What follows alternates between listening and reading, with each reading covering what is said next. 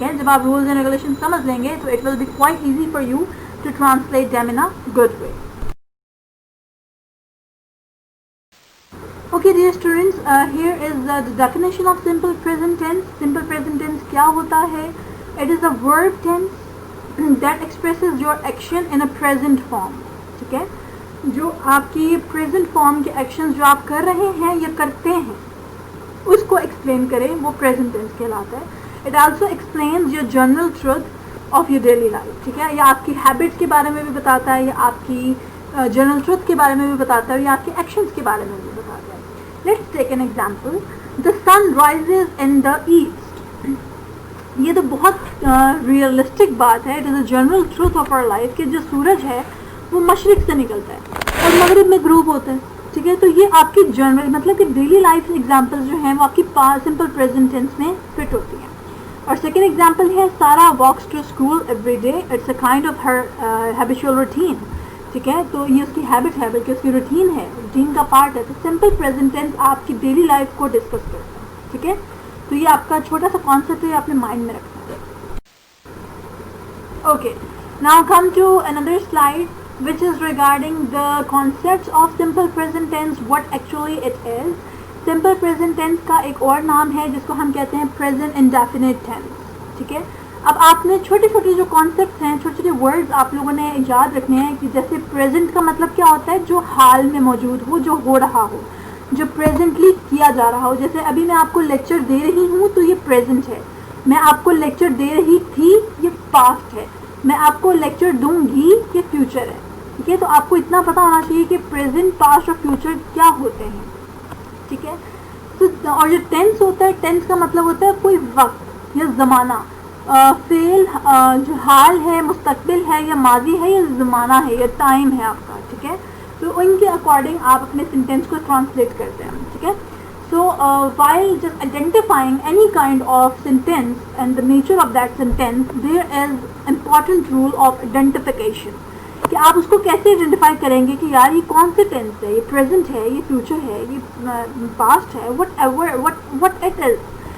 तो उसके लिए आपको क्या होता है कि आप हर सेंटेंस की या हर टेंस की पहचान रख लेते हैं.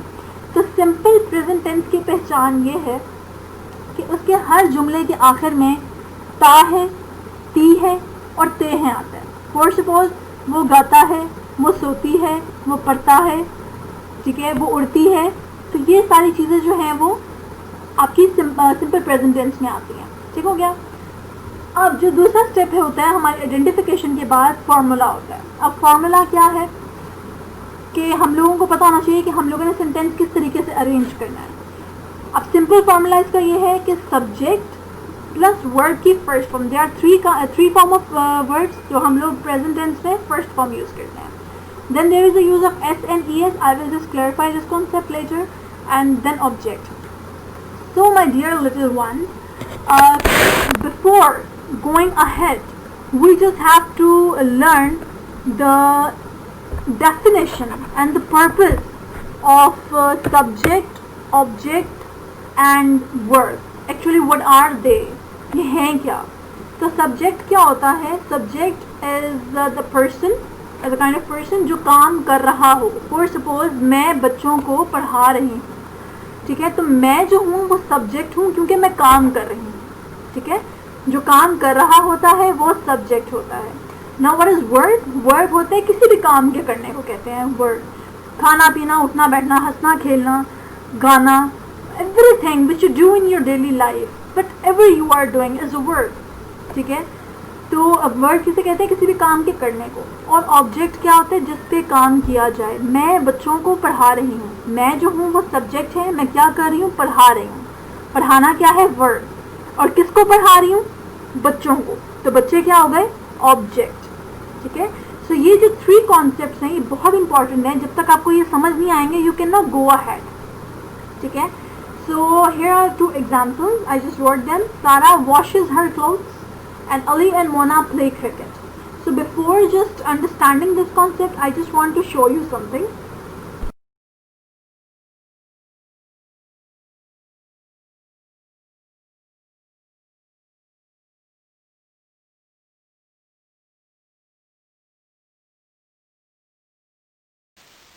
Okay dear students, now just look at this slide.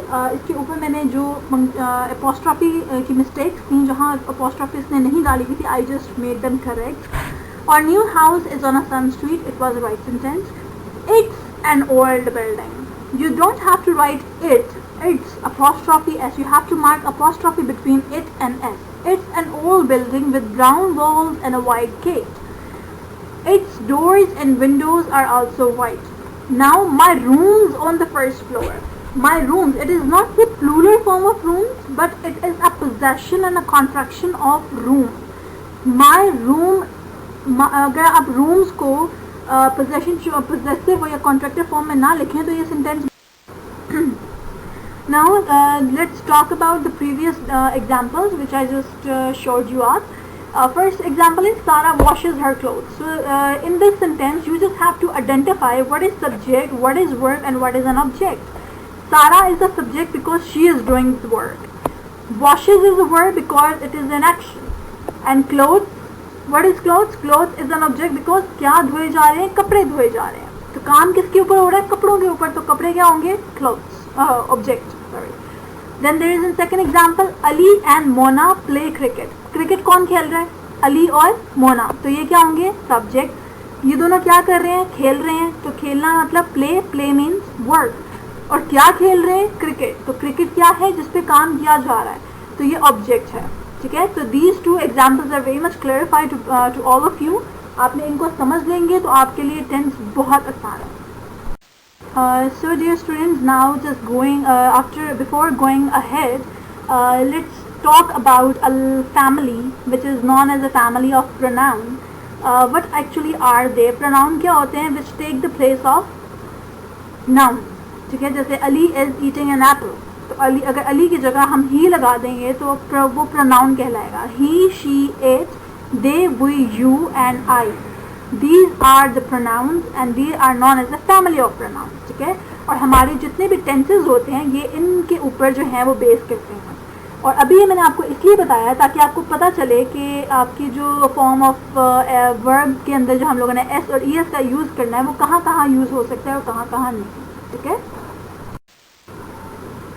Okay. Now there is a concept of using s and es with pronouns. अब कौन से ऐसे प्रोनाउंस हैं जिनके साथ हम s और es जो कि वर्ड्स के साथ यूज़ होते हैं हम यूज़ कर सकते हैं और किन के साथ नहीं यूज़ कर सकते. So dear students, there are two categories, singular words categories and plural ones. ठीक है.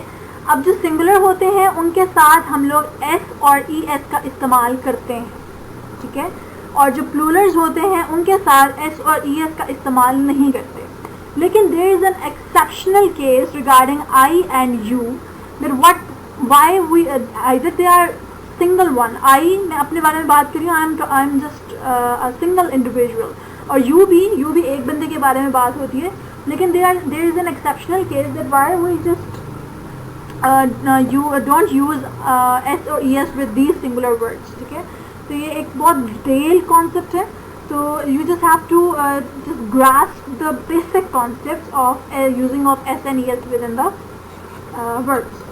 So मैं आपको सिंपल सा तरीका बता देती हूँ. he, she, it के साथ हम लोगों ने s और es लगाना है.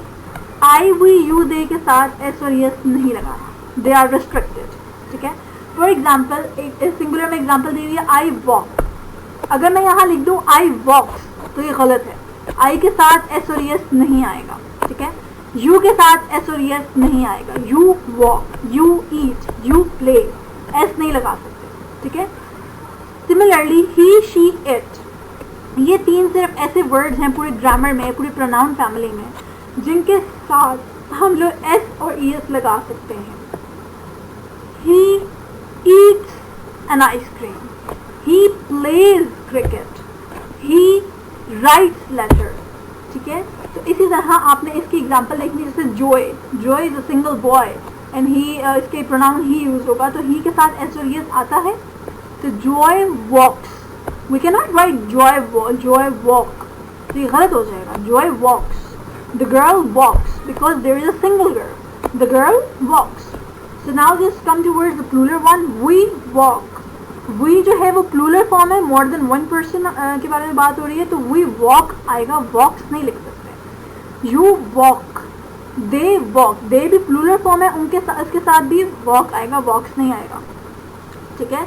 एंड जोय एंड मारिया, ये भी एक से ज़्यादा लोग हैं, Joy and Maria walk, they are, then we can not write walks. The girls walk, the girls are the plural, more than one girl के बारे में बात हो रही है, तो we can not add S with this, the girls walk, the girls walks गलत हो जाएगा, ठीक है। So these two categories are very much clear, आप इनको अच्छे तरीके से याद कर सकते हैं और आप इजीली इसको सॉल्व भी कर सकते हैं। So now this slide is regarding some exaggerated concepts। यहाँ पे जो रूल्स एंड रेगुलेशंस लिखे हुए हैं ये वही है जो मैंने आपको पीछे स्लाइड्स में बताए हैं, ठीक है। तो मेजर चीज़ इसके अंदर ये है कि we use the regular verbs, we use regular verbs with I, we, you, they. Regular verbs वो हैं जिनके साथ एस और ईएस के साथ एडिशन नहीं होती, ठीक है। लेकिन एस और ईएस की एडिशन हमने किसके साथ करनी है? Tell me the right answer please. किसके साथ करनी है?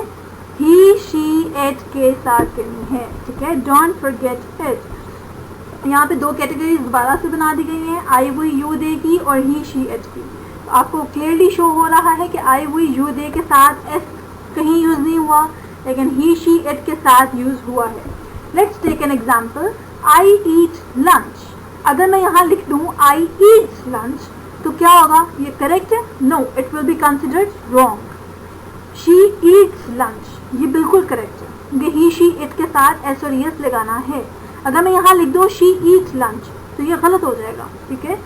So my dear ones, whenever you are going to write any kind of paragraph or any kind of essay or any kind of letter or any kind of sentence in which you are using he, she, it, keep this thing in your mind that when you are using he, she, it, there is a use of verb and in that verb you have to add s and es। इसके बगैर आप sentence सही नहीं कर सकते हैं, ठीक है। So ये जो 3 to 4 examples हैं आप इनको देखें, इनको समझें and then you have to solve the exercise जो मैं आपको दूँगी।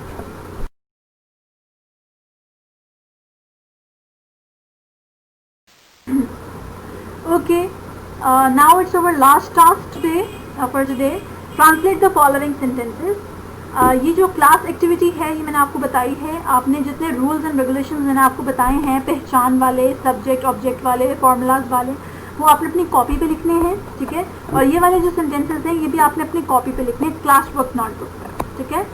तुम अच्छा खेलते हो, you play well, you pledge well नहीं आ सकता, ठीक है, यू प्ले वेल। अहमद खत लिखता है, Ahmed writes the letter, Ahmed write नहीं आ सकता। चिड़िया आसमान पर उड़ती हैं, एक चिड़िया की बात नहीं हो रही, चिड़िया की बात हो रही है। चिड़िया आसमान पर उड़ती हैं, birds fly in the sky, ये करेक्ट है। लेकिन अगर हम लिख दें birds flies in the sky तो ये रॉन्ग हो जाएगा। मैं इतवार को किताबें खरीदता हूँ, आई बाय बुक्स ऑन संडे। अगर मैं लिख दूँ आई बाइज बुक ऑन संडे तो ये गलत हो जाएगा, ठीक है। हिरा खूबसूरत कपड़े पहनती है, हिरा वियर्स ब्यूटीफुल क्लोथ्स, ठीक है। So these are the 5 little example and simple one. तो आपने इनको अपनी क्लासवर्क नोटबुक्स पे लिखना है and in a diary I will give you 5 more sentences and you just have to write them on your homework notebooks. So for all this it is all about grammatical concepts.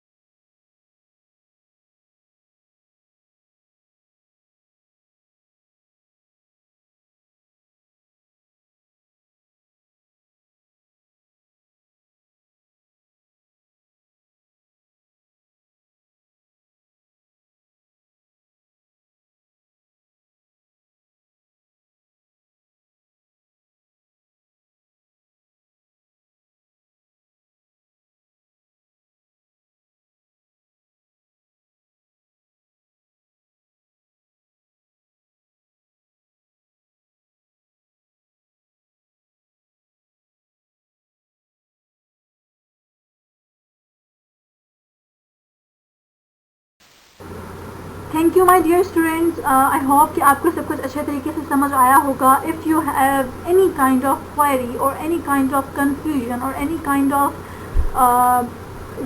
conceptual problem, then you have to ask me. I will explain you again with very detailed examples. ठीक है, आपने बिल्कुल घबराना नहीं है. I know you are working very hard to, हम लोगों के साथ ज़्यादा आप लोग भी बहुत डबल मेहनत करें. तो go ahead, learn all these concepts, do a practice, ताकि आपको पेपर्स में मसला ना हो. ठीक है, take care of your self. अल्लाह हाफ़िज़.